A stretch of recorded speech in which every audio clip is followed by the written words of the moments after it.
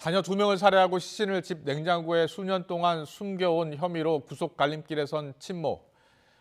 오늘 영장 실질 심사를 받게 돼 있었는데 출석을 포기했습니다.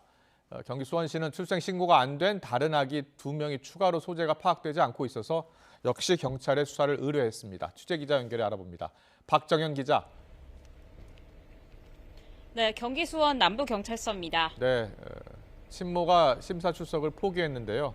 그러면 구속 심사는 어떻게 진행이 됩니까?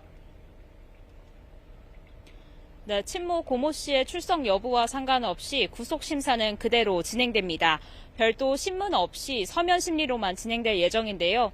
고 씨가 있는 이곳 수원 남부경찰서 유치장으로 남편이 직접 찾아와 심사 불출석을 설득한 것으로 알려졌습니다. 구속 여부는 이르면 오늘 저녁쯤 나올 전망입니다.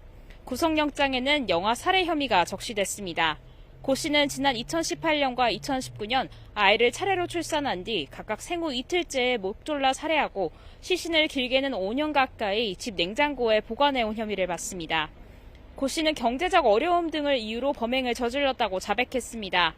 경찰은 이 같은 주장의 진위를 확인하기 위해 계좌나 채무 내역 등도 종합적으로 확인하고 있습니다. 고 씨의 남편은 아내의 임신 사실은 알았지만 낙태한 줄 알았고 출산했는지 몰랐다는 입장입니다.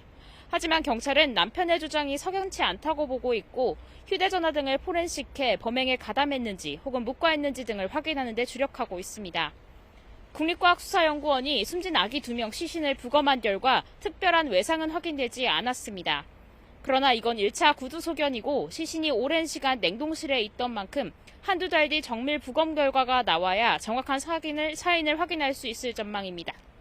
이러한 가운데 이 사건이 발생한 수원시에서는 행방이 묘연한 출생 미신고 아동 2명이 추가로 확인됐습니다. 두 아이 모두 출산과 한 차례 예방접종 기록은 있으나 출생 신고가 없는 경우입니다. 지난해 태어난 한 명은 친모가 베이비박스에 아이를 놓고 왔다고 진술했고 다른 한 명은 지난 2019년 외국인 여성이 낳은 아이로 현재 이 여성과 아이 모두 소재가 불명한 것으로 드러났습니다. 이에 따라 시는 어제 경찰에 추가로 수사를 의뢰했습니다.